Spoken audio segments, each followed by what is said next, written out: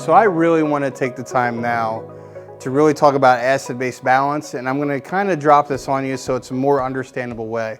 In acid-base balances, there's a lot of questions related to the pH, what's the CO2 doing, what's the bicarb doing. But the truth is with these NCLEX questions, you can identify, based on the story, what your patient's in. Is it respiratory acidosis, respiratory alkalosis? The way that I break down these concepts is I like to draw this little chart. So on the top, you can have respiratory. On the bottom, you're going to have metabolic. And over on the left, you're going to have acidosis. And on the right, you're going to have alkalosis. Honestly, there's only a couple contributing factors to each one of these diagnoses, whether it's going to be respiratory acidosis, alkalosis. So starting with respiratory acidosis, I want you to know that people have respiratory acidosis when they can't breathe.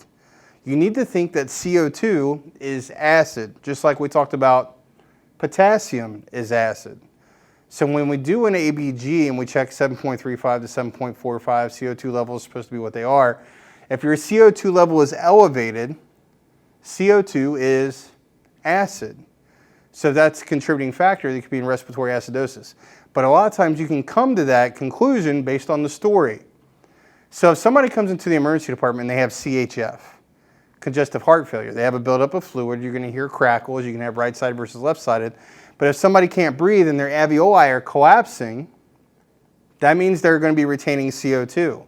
And if they have an increased CO2 with breathing disorders, if they can't breathe, if they're holding on to CO2, all of those things are respiratory acidosis. So you can have CHF on this list, COPD, and under COPD, that's going to be the catch-all, emphysema, chronic bronchitis, if it's going to be severe enough, okay? So respiratory acidosis are generally diagnoses where your patient cannot breathe. They stay hypoxic and they're holding on to CO2. Now, what is respiratory alkalosis? Well, instead of your patients not being able to breathe, respiratory alkalosis is when they breathe too good.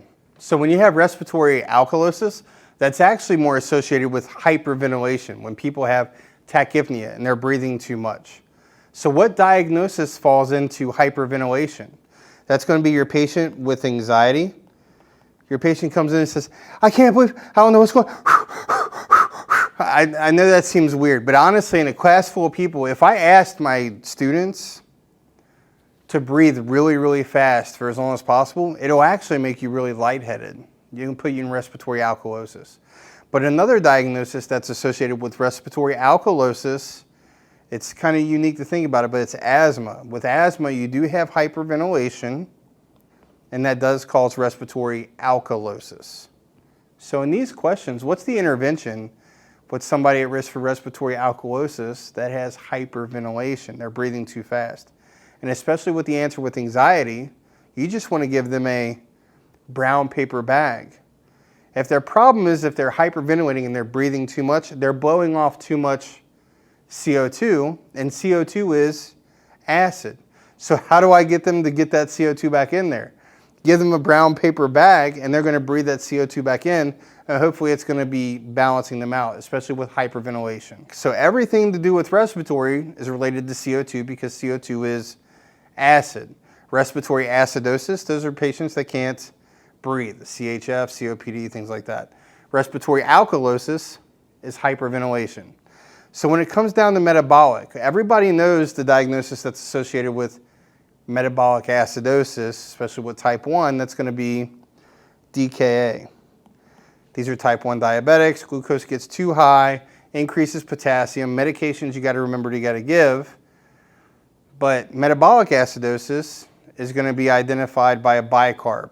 Metabolic acidosis, DKA, another diagnosis is if they get an infection and it becomes real severe in their bloodstream, they can go septic. So sepsis comes up here all the time too. And you know that septic shock is a problem with perfusion and circulation. So when we want to get their blood pressure up. So metabolic alkalosis, think about this. This is the one that people don't remember well. This is metabolic alkalosis. Where is acid kept in your body? It's kept in your stomach. So if I took that acid out That could be a result of too much vomiting, too much diarrhea. Another thing that you'll see on NCLEX questions is excessive suctioning.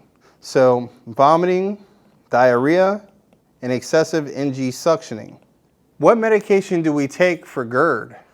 We take antacids. So excessive use of antacids can cause metabolic alkalosis. You want to keep all those in mind. So I really want to wrap up with this chart. A lot of you all remember your own way. What are the ranges? Or if you remember ROME, which is respiratory opposite or metabolic equal. So I don't like explaining the numbers because if you know it, it just confuses you and some people aren't going to grasp onto it. You really need to spend some good time in there. But understanding what they don't teach you in nursing school, after they teach you to read the ABGs, there's only a couple, 2 or 3 diagnoses that are associated with each one of these sections. And it breaks down as simple as, if there's a respiratory diagnosis and your patient cannot breathe and they're holding on to CO2, it causes respiratory acidosis, CHF, COPD, emphysema. Respiratory alkalosis is related to hyperventilation. Metabolic acidosis, you need to remember that potassium is acid. So metabolic acidosis, your potassium level will be up. With metabolic alkalosis, you would expect that your potassium would be down. And there's a few different things that can contribute to that, which vomiting, diarrhea, excessive NG suctioning, or excessive antacids can cause metabolic alkalosis.